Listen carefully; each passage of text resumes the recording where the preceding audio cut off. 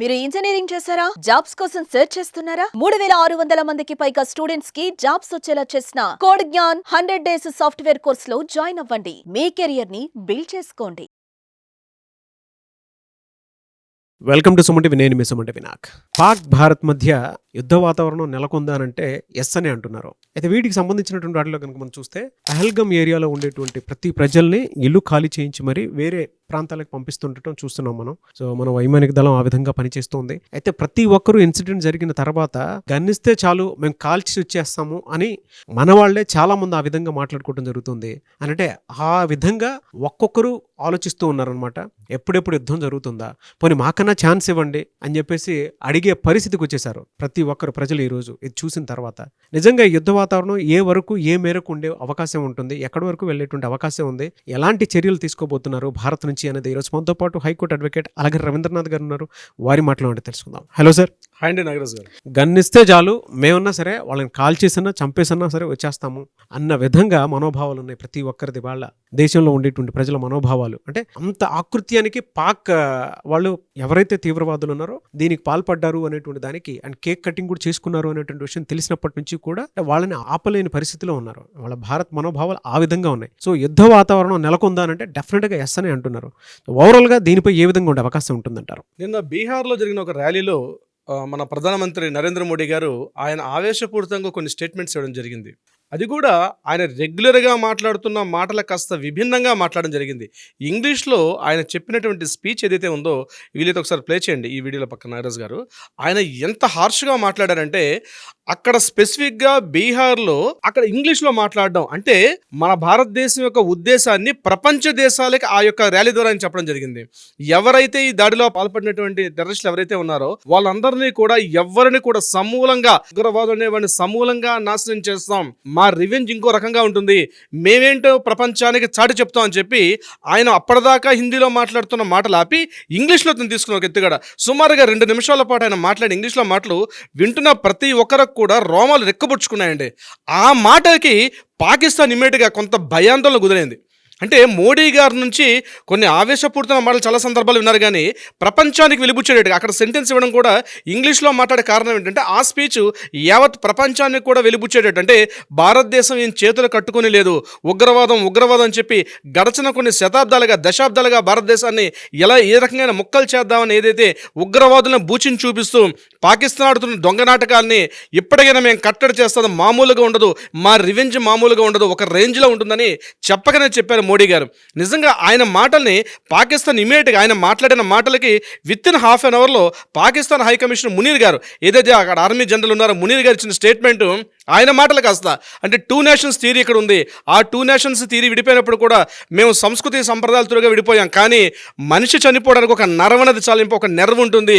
ఆ నెర్వను పట్టిలాగితే మొత్తం ఆ దేశం అంటే ఆ మనిషి ఎలా అయితే నిర్వీర్యం అయిపోతాడో ఈ భారతదేశాన్ని నిర్వీర్యం చేయాలంటే ఒక నెర్వ్ ఉంటుంది, ఆ నెర్వ్ మా చేతిలో ఉంది అని చెప్పి ఆర్మీ జనరల్ చీఫ్ నిన్న మునీర్ మాట్లాడిన మాటలు విన్న ప్రతి ఒక్క భారతీయుడు కూడా మీరు నాకు అన్నట్టుగా ఇప్పుడు మీరు మాట్లాడినట్టుగా మాకు గన్ ఇస్తే చాలు పాకిస్తాన్ అటాక్ చేస్తాం అన్నట్టుగా నిజంగా ఆయన మాటలు మునీర్ మాటలు ఎంత దీనిగా ఉన్నాయంటే రెచ్చగొట్టేట్టు ఉన్నాయి. కనీసం ఆ దేశంలో తినడానికి తిండి లేదు, ఒక రొట్టె 8 స్లైసుల రొట్టె కొనాలంటే 150 రూపాయలు, 1/2 లీటర్ పాలు కొందామంటే 240 రూపాయలు, 1 లీటర్ వాటర్ తాగుదామంటే 170 రూపాయలు. ఈరోజు ఆ దేశపు ఆర్థిక పరిస్థితి చిన్న భిన్నం అయిపోయి చిదిగిపోయి ఉంటే ఇప్పుడు వాళ్ళకి యుద్ధ వాతావరణం అవసరమా?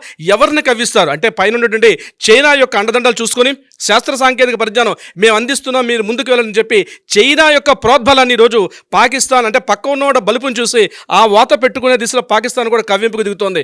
నిన్న సాయంత్రం వాళ్ళు మాట్లాడిన మాటలకి అంటే సింధు జలాల ఒప్పందం ఎప్పుడైతే భారతదేశం 1960లో మనం అంటే అప్పటి ప్రధానమైనటువంటి జవహర్లాల్ నెహ్రూ గారు పాకిస్తాన్ ప్రధానమంత్రి అయూబ్ ఖాన్ గారు ఎప్పుడైతే ఏర్పాటు చేసుకున్న సింధు జలాల ఒప్పందాన్ని అంటే యాక్చువల్గా 5 నదులు ఉంటాయండి నాగరాజు గారు, రావి, జీలం, చీనాబ్, సట్లెజ్, బియాస్, అది కాకుండా సింధు నది 6వ నది. ఈ సింధు నది యొక్క ఉపనదులు 5 నదులు. ఇందులో వీళ్ళు ఏం చేస్తారంటే 1960లో భారతదేశంలో పుట్టి పాకిస్తాన్ ద్వారా వెళ్ళి అరేబియా సముద్రంలో కలుస్తున్నటువంటి నదుల్లో ఈ జీలం, చీనాబ్ ఈ 2 నదులు చాలా ఇంపార్టెంట్. ఈ నదులే ఆ దేశానికి ప్రామాణికం. కరాచీ, రావల్పిండి అదేవిధంగా లాహోర్ ఈ యొక్క ప్రాంతాలకి వాటర్ వెళ్ళాలంటే సింధు నది నుంచి వెళ్తుంటే వాటర్ చాలా ఇంపార్టెంట్. అందుకే మోడీ గారు నిన్న ద్వైపాక్షిక ఒప్పందాలు ముందుగా ఇప్పటివరకు ఎన్నోసార్లు మనకి పుల్వామా దాడి కావచ్చు, ఉరీ కావచ్చు, లేకపోతే కార్గిల్ కావచ్చు, ఇన్ని యుద్ధ వాతావరణం కలిగినప్పుడు కూడా ఏ రోజు భారతదేశం ఆ దేశం యొక్క తాగునీటి వలన దెబ్బతీసే ప్రయత్నం ఏ రోజు చేయలేదు. కానీ నిన్న జరిగినటువంటి 22 జరిగిన సంఘటన ఏదైతే ఉందో దానికి రియాక్ట్ అయ్యారు మోడీ గారు ఏమన్నారంటే ముందు సింధు జల ఒప్పందాన్ని రద్దుపరుస్తున్నారు. అంటే ఏంటి, ఎప్పుడైతే వాటర్ ఆపారో సుమారుగా కొన్ని లక్షల చదరపు కిలోమీటర్ల సాగునీరు లేకుండా మొత్తం ఎంటైర్ ప్రాంతం కూడా ఎడారిగా మారే పరిస్థితి ఉంది. అంటే లాహోర్కి ఈరోజు మంచినీళ్ళకి అందివ్వలేని పరిస్థితి వస్తుంది. అంటే ఆ దేశాన్ని ఒక స్తబ్దంగా చేశారు. అదే కాకుండా ప్రపంచవ్యాప్తంగా ఉన్నటువంటి అన్ని దేశాల యొక్క మద్దతును కూడా కూడగట్టుకున్నారు ఈ రోజు. అయినప్పటికీ కూడా వాళ్ళు ఎక్కడ కూడా కించిత్ కూడా మేము అంటే అది ఒక టైప్ ఆఫ్ అంటే మేము భయపడలేము, మేము కూడా రెడీగా ఉన్నామని. మీరు ఆ రోజు జరిగిన పహల్గామ్ సంఘటనని ఈ రోజు కూడా దేశం ఖండించలేదు. మేము అందులో పార్టిసిపేట్ చేయలేము అంటున్నారు తప్పించి, మాకు ఆ యొక్క దానికి సంబంధం అంటున్నారు తప్పించి, నిజంగా ఇటువంటి సంఘటన జరగకూడదని చెప్పి మాత్రం వాళ్ళు ఖండించే ప్రయత్నం చేయట్లేదు. ఎందుకంటే ఈ ఉగ్రవాదుల్ని పెంచి పోషించి వాళ్ళు నడిపిస్తున్నంత కూడా పాకిస్తాన్, ఇది యావత్ ప్రపంచాన్ని మొత్తాన్ని కూడా తెలుసు.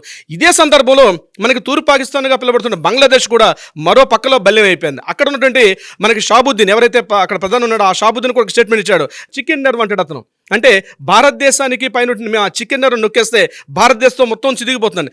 మేరు పర్వతం లాంటి భారతదేశాన్ని పక్కన చిన్న చిన్న పెట్టగోడలాగా ఉన్నటువంటి ఒక పక్క బంగ్లాదేశ్, మరో పక్క పాకిస్తాను భారతదేశం మీద ఇంత పేటరేగిపోయి మాట్లాడుతున్న స్టేట్మెంట్లు అంటే అంతర్జాతీయ స్థాయిలో భారతదేశాన్ని కించపరిచే స్థాయి వాళ్ళు మాట్లాడుతున్న మాటల్ని ఇంకా ఉపేక్షించే స్థాయిలో లేదని చెప్పి మోడీ గారు నిన్న మాట్లాడుతున్న మాటలు చెప్పకనే చెప్పారండి. అద్భుతం.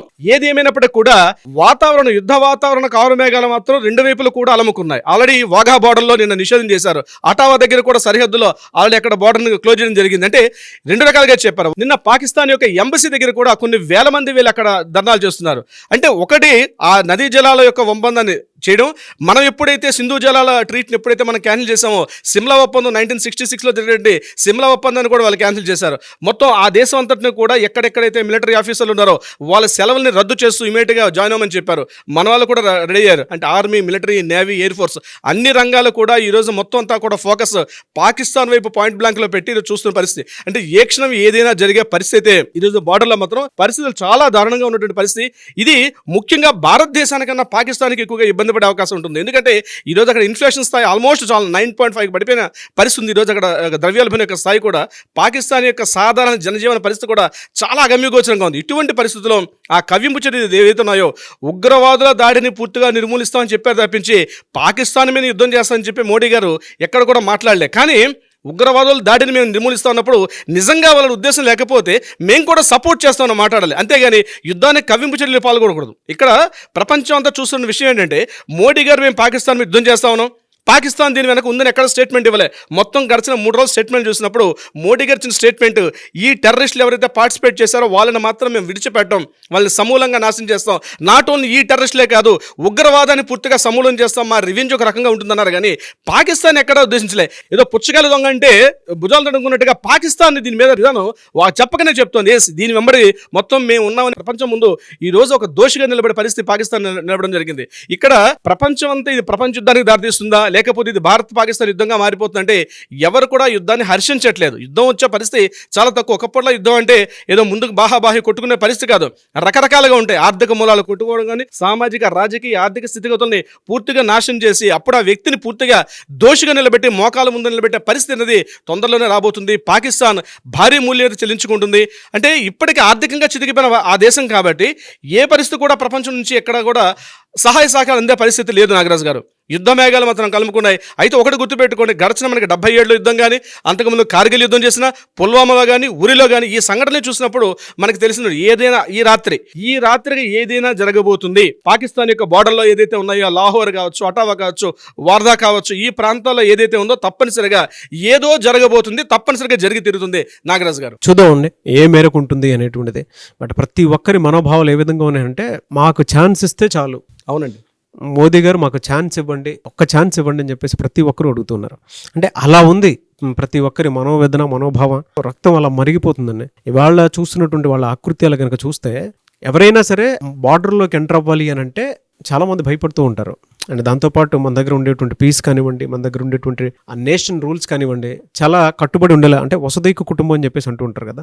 సో అలాంటి కుటుంబంలో ఇలాంటి చొరబాటు పనులు చేసుకుంటూ మనుషులు చంపేసుకుంటూ వెళ్ళిపోతున్నటువంటి ఈ ఆకృత్యాలకి ఈ రోజు రాత్రికి ఏ విధంగా ఉంటుందనేది మాత్రం డెఫినెట్గా వాళ్ళకు గుణపాఠంగా ఉండాలి, జరగాలని చెప్పేసి నేను కూడా కోరుకుంటున్నాను. ఎందుకు అని అంటే ఇవాళ నేను ఒక్కడే కాదండి, ప్రతి ఒక్కరిది రక్తం మరిగిపోయేలా ఉంది, అలా ఉంది సిచ్యువేషన్. సో అలాంటి సిచ్యువేషన్స్కి నేషన్ మొత్తం కూడా ఒక్కటే ఏ రకంగానే సరే మీరు తీసుకునేటువంటి డెసిషన్ బలంగా ఉండాలి, అది మంచి జరగాలని చెప్పేసి మేము కోరుకుంటున్నామని చెప్పి నరేంద్ర మోదీ గారితో పాటు ఎంటైర్ నేషన్ ఆయనతో పాటు నడవటం అనేది నిజంగా గర్వించదగ్గ విషయం. చూద్దామండి ఏ విధంగా ఉంటుందని. Anyway sir, thank you so much Ravindranath garu. Thank you so much Nagaraj garu. Suman టీవీలో మీ పర్సనల్ అండ్ బిజినెస్ ప్రమోషన్స్ కోసం కింది నెంబర్కి కాంటాక్ట్ చేయండి.